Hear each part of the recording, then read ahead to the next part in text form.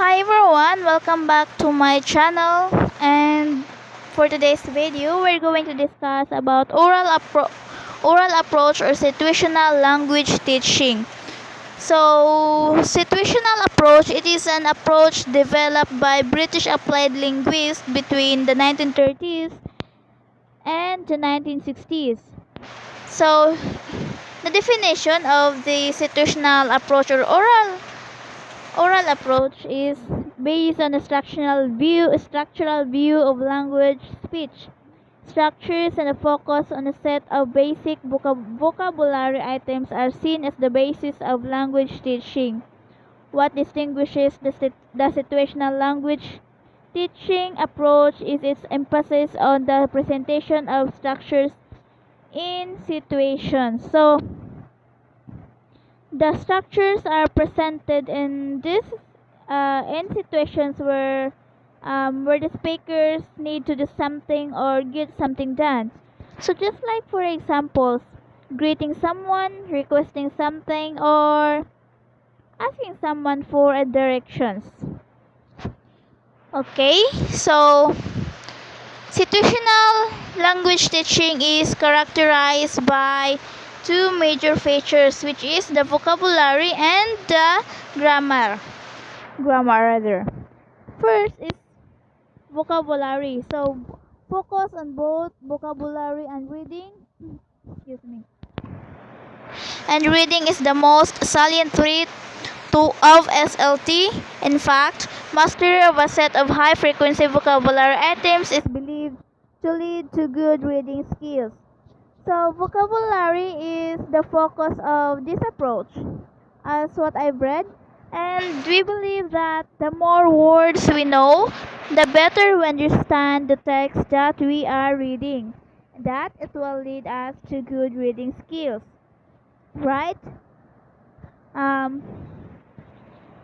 also the teachers could give some vocabularies, words that could be applied or kanang para madugangan ang vocabulary sa bata. For example, rendezvous or a meeting place. So the teachers could give some vocabularies to the children nga masabtan ra. Not that difficult, not that easy, but in that kana vocabulary that dili kay liso nila masabtan. Dili pud sayon. Okay? Did you get it? Okay, so let's proceed to let's proceed to number 2, the second major features of situational language teaching. Second is an analysis of English and the classification of its prominent grammatical structures into sentence patterns, also called situational tables. It's believed to help learners internalize grammatical rules. So, you let the learners analyze, not just you let them memorize rules, but you help them analyze the classification of it. Diba?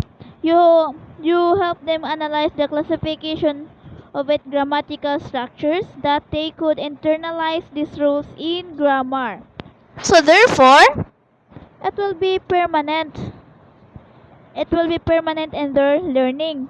So, diba, if you just let the learners memorize, the knowledge will it will fade away. Diba, kanang mawala ra, makalimtan. But unlike if you let them analyze, they can remember it until they get old.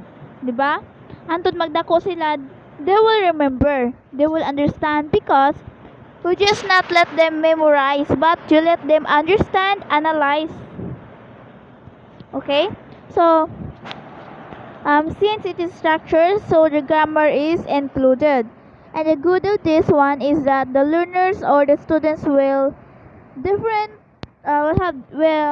have different grammatical rules that they could apply it para sakto ang ilang ipangsulti. Diba? So that they are aware of what they are talking about, if it is wrong or if it is right. Okay? So let's proceed to the objectives. So first involves accurate use of vocabulary items and grammar rules in order to achieve a practical mastery of the four basic skills. So again, this also emphasizes the four basic skills, or this one also called the four macro skills. So what is the four macro skills, by the way?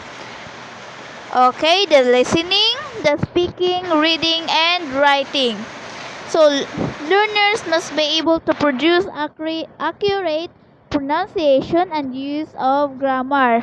So as you can see that this approach focuses on grammar, vocabulary, pronunciation to develop the four macro skills. So the ultimate aim is to be able to respond quickly and accurately in speech situations where an automatic control of basic structures and sentence patterns. So that's why it's called situational language teaching, because when we respond we can use the second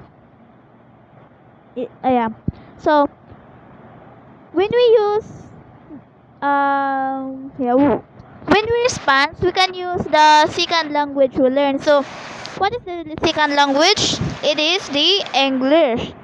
So we learn in any situation. For example, when we go outside, when we talk to our teachers or to other students, when we talk to professionals, you can use the language skills that you learn, which is the English language. So that's all for today. I hope you learned something from our discussions. Thank you so much for listening.